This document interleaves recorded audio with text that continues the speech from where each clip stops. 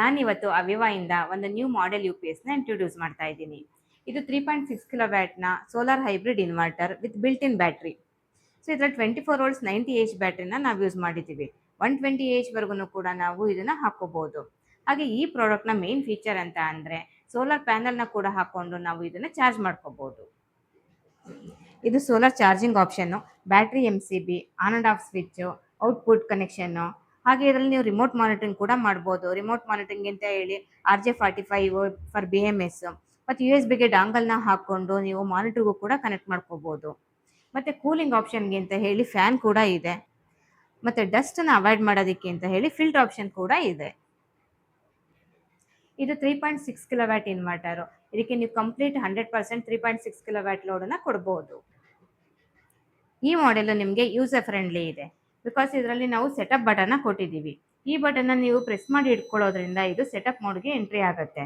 So ಇದರಲ್ಲಿ ನೀವು operation, frequency, UPS mode, inverter mode, ಹಾಗೆ ಬ್ಯಾಟ್ರಿ ಎಷ್ಟು ಕರೆಂಟಿಂದ ಚಾರ್ಜ್ ಆಗ್ತಾ ಇದೆ ಮತ್ತು ಏನು ಲೋಡ್ನ ತಗೊಳ್ತಾ ಇದೆ ಅನ್ನೋದನ್ನು ನೋಡ್ಬೋದು ಮತ್ತು ಮಾನಿಟರ್ ಕೂಡ ಮಾಡ್ಬೋದು.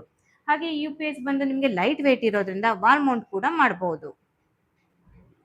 ಈ ಇನ್ವರ್ಟರ್ನ ಮತ್ತೊಂದು ಫೀಚರ್ ಅಂತ ಅಂದರೆ ನೀವು ಸೋಲಾರ್ ಪ್ಯಾನಲ್ ಹಾಕ್ಕೊಂಡಿದ್ದೀರಾ, ಬಟ್ ಲೋಡ್ ಕಮ್ಮಿ ಇದೆ, ಕನ್ಸಂಪ್ಷನ್ ಕಮ್ಮಿ ಇದೆ, ಎಕ್ಸೆಸ್ ಎನರ್ಜಿ ಜನರೇಟ್ ಆಗ್ತಾ ಇದೆ ಅಂತ ಅನ್ನೋದಾದರೆ ಆ ಎಕ್ಸೆಸ್ ಎನರ್ಜಿನ ಇದೇ ಇನ್ವರ್ಟರ್ನ ಯೂಸ್ ಮಾಡಿಕೊಂಡು ನೀವು ಗ್ರಿಡ್ಡಿಗೆ ಎಕ್ಸ್ಪೋರ್ಟ್ ಕೂಡ ಮಾಡ್ಬೋದು.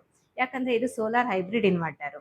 ಮತ್ತು ಈ ಇನ್ವರ್ಟರ್ಗೆ ನಿಮಗೆ 3 ಇಯರ್ಸ್ ವ್ಯಾರಂಟಿ ಇರುತ್ತೆ. ಹಾಗೆ 5 ಇಯರ್ಸ್ ಬ್ಯಾಟ್ರಿ ವ್ಯಾರಂಟಿ ಕೂಡ ಇದೆ. ಮತ್ತು ಜೊತೆಗೆ ನಿಮಗೆ ಎಕ್ಸ್ಟೆಂಡೆಡ್ ವ್ಯಾರಂಟಿ ಬೇಕು ಅಂದರೂ ಕೂಡ ಸಿಗುತ್ತೆ. ಇದರಲ್ಲಿ ಮೇನ್ ಅಡ್ವಾಂಟೇಜ್ ಅಂತಂದರೆ ನಿಮಗೆ ಇನ್ಸ್ಟಾಲೇಷನ್ ಟೈಮ್ ತುಂಬ ಕಮ್ಮಿ ಇರುತ್ತೆ. ಲೆಡ್ ಆ್ಯಸಿಡ್ UPS ಬ್ಯಾಟ್ರಿನಲ್ಲಿ ನಿಮಗೆ ನಂಬರ್ ಆಫ್ ಬ್ಯಾಟ್ರೀಸ್ ಜಾಸ್ತಿ ಬರ್ತಾ ಇತ್ತು, ಕನೆಕ್ಷನ್ ಟೈಮ್ ಜಾಸ್ತಿ ಹಿಡಿತಾ ಇತ್ತು ಮತ್ತು ಸ್ಪೇಸ್ ಕೂಡ ಜಾಸ್ತಿ ತಗೊಳ್ತಾ ಇತ್ತು. ಹಾಗೆ ಲೆಡ್ ಆ್ಯಸಿಡ್ನಲ್ಲೂ ಕೂಡ ನಿಮಗೆ ಮುಂಚೆ ಇನ್ವರ್ಟರು ಬ್ಯಾಟ್ರಿ ಸಪ್ರೇಟಾಗಿ ಬರ್ತಾ ಇತ್ತು. ಸೊ ಇದನ್ನು ವಾಲ್ ಮೌಂಟ್ ಮಾಡೋದಕ್ಕಿರ್ಬೋದು ಅಥವಾ ಒಂದು ಸ್ಪೇಸ್ನಲ್ಲಿ ಇಟ್ಟು ಕನೆಕ್ಟ್ ಮಾಡೋದಕ್ಕೆ ಅಂತಂದರೆ ಅದು ಕೂಡ ಸ್ವಲ್ಪ ಟೈಮ್ನ ಕನ್ಸ್ಯೂಮ್ ಮಾಡ್ತಾ ಇತ್ತು. ಆದರೆ ಈ ಹೊಸ ಮಾಡೆಲ್ನಲ್ಲಿ battery and everything is in built. ಪ್ಯಾನಲಿಂದ ನೀವು ಜಸ್ಟ್ ನೆಗೆಟಿವ್ ಪಾಸಿಟಿವ್ ವೈರ್ನ ತೊಗೊಂಡು ಬಂದು ಕನೆಕ್ಟ್ ಮಾಡಿದ್ರೆ ನಿಮಗೆ ಸೋಲಾರ್ ಸಿಸ್ಟಮ್ ರೆಡಿ.